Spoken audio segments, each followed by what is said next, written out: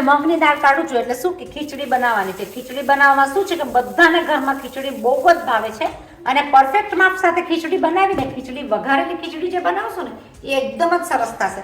કારણ કે મગની દાળ પૌષ્ટિકતાથી ભરેલી હોય, બહુ જ સારી. આ ઘરમાં ખાવા માટે પણ ખીચડી બનાવીએ એ બેસ્ટમાં બેસ્ટ. તો આપણે કેવી રીતના ખીચડી બનાવીએ છીએ, કાઠિયાવાડી ચટણી નાખીને આપણે કેવી રીતના વઘારીએ છીએ, ચાલો આપણે બધા ભેગા મળીને કરીએ. ખીચડી એટલે પૌષ્ટિકતાથી ભરેલું. વીકમાં એકવાર ખીચડી તો થવી જ જોઈએ અને આપણે બનાવી નાખીએ ખીચડી.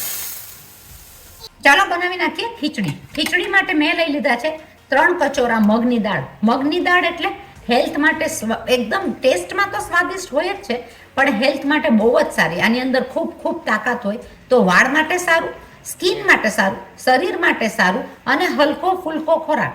પહેલાના જમાનામાં જે ખોરાક આ ખવાતો તો એ હતું ખીચડી. મેઇન તો ખીચડી.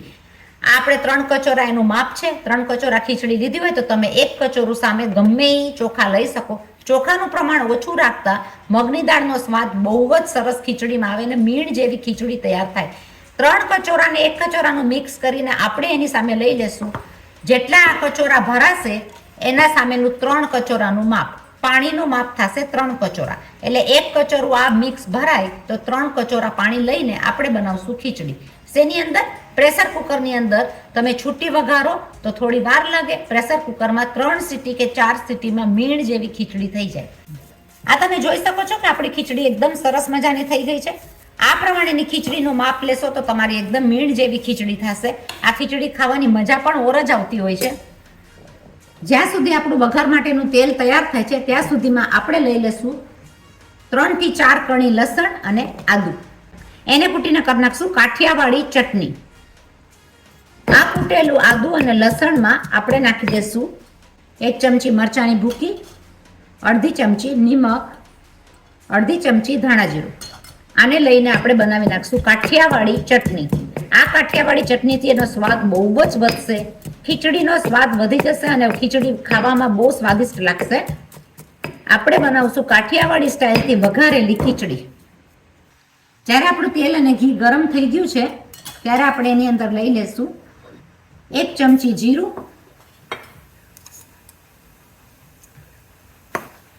માપથી હિંગ, 1 લાલ સૂકું મરચું, અડધું લીલું મરચું. એની સાથે આપણે લઈ લઈશું લીમડો, લીમડા સાથે લઈશું તજપત્તું અને 1 આપણે લઈ લઈશું તજ અને લવિંગ.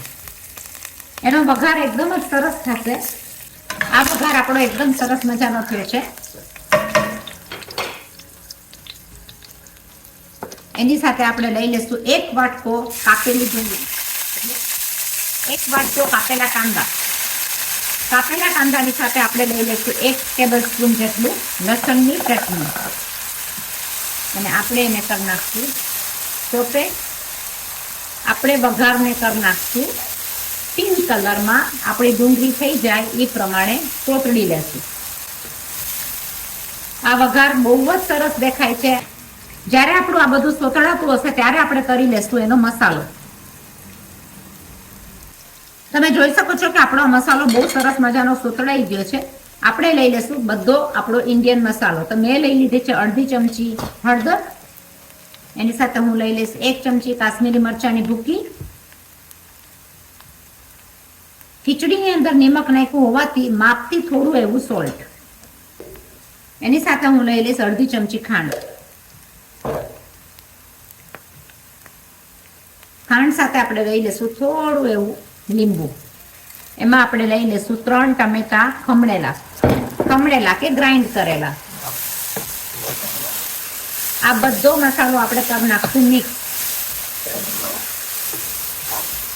તમે જોઈ શકો મસાલો એકદમ સરસ દેખાય છે.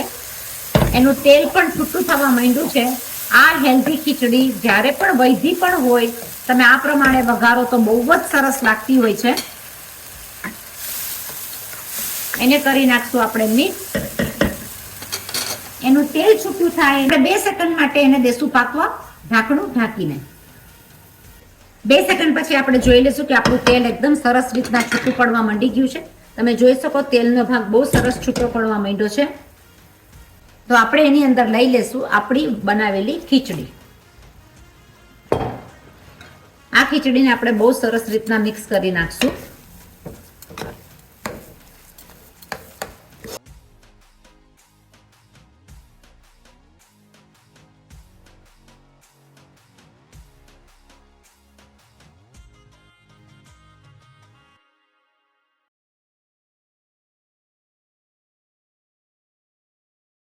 આપણી બનાવેલી ખીચડી બહુ જ સરસ દેખાય છે. કલર એકદમ સરસ મજાનો આવ્યો છે.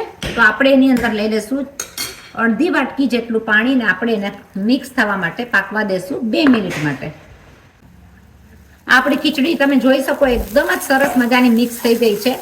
ઢીલી ખીચડી કલરમાં એકદમ સરસ, સ્વાદિષ્ટ ખીચડી બહુ સરસ લાગતી હોય છે. દહીં સાથે ખાવામાં કે એમનેમ ખાવામાં કે ડબ્બામાં લઈ જવા માટે હેલ્ધી ખીચડી આપણી આ તૈયાર થઈ ગઈ છે.